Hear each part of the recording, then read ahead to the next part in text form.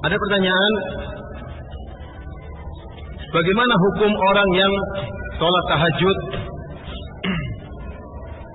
tatkala ada mau ujian kemudian sholat tahajud kemudian berdoa.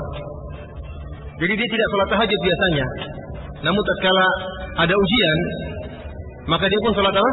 Tahajud. Berdoa kepada Allah Subhanahu wa taala agar dia lulus dari ujian. Orang ini ikhlas atau bukan? Hah? Sebagian orang salah paham. Mereka menyangka orang yang seperti ini, yang tidak pernah sholat tahajud, kemudian tatkala ada musibah atau tatkala ada ujian dia kemudian sholat tahajud, berarti dia itu beribadah karena keinginan dunia. Ini tidak benar ya. Justru tatkala kita kena musibah kita salat, berdoa kepada Allah Subhanahu wa taala. Jangan disangka orang yang tahajud kemudian minta kepada Allah agar menghilangkan kesulitannya dikatakan dia beribadah karena dunia. Enggak. Antum tidak mengapa beribadah ya. Kalau ada kepentingan dunia, antum minta kepada Allah Subhanahu wa taala. Jadi ikhwani fil azani Allah wa iyyakum, ada perbedaan antara beribadah karena riya dan ada ibadah karena perkara dunia. Para ulama membedakan.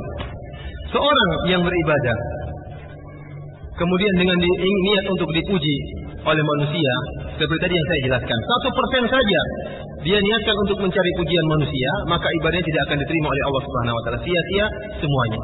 Ada orang yang beribadah plus ingin perkara dunia. Contohnya apa? Dia datang pengajian, ingin dengar kajian sekalian jualan buku. Ini boleh atau tidak ini? Ini boleh seperti ini. Makanya Allah Subhanahu wa taala mengatakan, "Laisa 'alaikum junahun an tabtagu fadlan min rabbikum." Tatkala berhaji kata Allah Subhanahu wa taala, tidak mengapa bagi kalian jika kalian tatkala hajian berdagang, tidak mengapa. Banyak orang berhaji sekalian berdagang. Sehingga para ulama menyebutkan orang yang beramal akhirat ya, kemudian dia punya tujuan duniawi selain riya ya, selain sum'ah. Dia bukan ingin cari pujian manusia, enggak.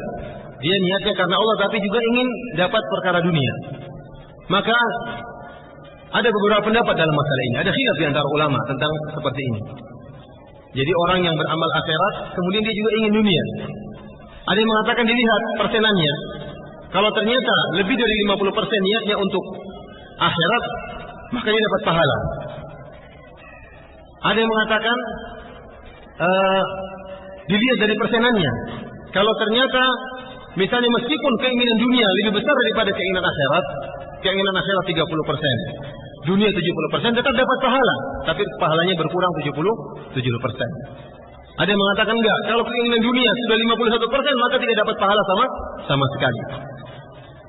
Namun semuanya sepakat jika ternyata keinginan dunianya lebih kecil daripada keinginan akhirat, maka dia tetap dapat pahala. Ini kesepakatan para ulama. Jadi jangan disamakan dengan masalah riya.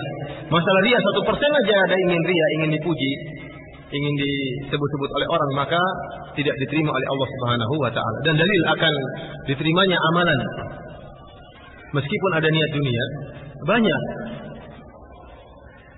Bukankah Allah Subhanahu wa taala mengatakan, "Wa may yattaqillaha yaj'al lahu makhraja wa yarzuquhu min haitsu la yahtasib." Allah iming-imingkan dengan dunia. Barang siapa yang bertakwa, maka Allah akan berikan dia jalan keluar. Kalau ada masalah, bertakwa supaya solusinya ada. Kemudian apa? Wa may yattaqillaha wa yarzuquhu min haitsu la yahtasib. Barang siapa yang bertakwa kepada Allah, maka Allah akan berikan dia rezeki dari arah yang dia tidak sangka-sangka. Seorang yang bekerja mungkin rezekinya kurang, dia bertakwa. Kenapa? Ingin mendapatkan janji Allah Subhanahu wa taala. Namun apa? Ibadahnya karena Allah Subhanahu wa taala. Namun ada niatan agar Allah memberikan janjinya, itu memberikan apa? Rezeki. Ini tidak mengapa dalam hal ini. Bahkan Allah Rasulullah SAW mengatakan, "Man arada ayyubsatalahu fi rizqihi wa yunassa fi atharihi falyasir rahimah." Kata Rasulullah SAW, barang siapa yang ingin rezekinya dilapangkan dan ingin dipanjangkan umurnya, maka silaturahmi. Rasulullah menawarkan. Oleh karena itu jika ada seorang silaturahmi niatnya karena Allah dan juga ingin mendapatkan perkara dunia, yaitu ingin rezekinya dilapangkan, tidak mengapa, tidak dikatakan ini syirik. Berbeda dengan masalah riya. Kalau riya itu ingin cari muka dari manusia yang lain, dari makhluk, cari pujian dari makhluk. Jadi beda antara dua perkara. Orang yang beramal karena riya dan orang beramal karena keinginan dunia. Sebagaimana tadi saya jelaskan. Bahkan Syekh Utsaimin mengatakan jika seorang kemudian ternyata mendapatkan rizki dari arah yang dia tidak sangka-sangka, menunjukkan dia itu bertakwa kepada Allah Subhanahu wa taala. Jadi tidak mengapa kalau antum biasanya tidak salat tahajud. Ini memang salah, asalnya antum hendaknya salat tahajud. Kemudian ada masalah, antum kemudian salat tahajud. Antum berdoa, ini tidak mengapa, bukan dikatakan kamu salat tahajud karena perkara dunia, tidak. Tapi kita salat tahajud karena ingin minta pemecahan masalah dari Allah Subhanahu wa taala. Dan ini dituntut karena kita minta kepada Allah Subhanahu wa taala. Inna ma ashku bathi wa huzni ila Allah. Kita tidaklah mengeluhkan kesedihan kita kecuali hanya kepada Allah Subhanahu wa taala. Bukankah kita disunahkan salat istikharah tatkala menghadapi perkara dunia yang membingungkan? Kita tatkala mau beli mobil, beli atau tidak, bingung ya.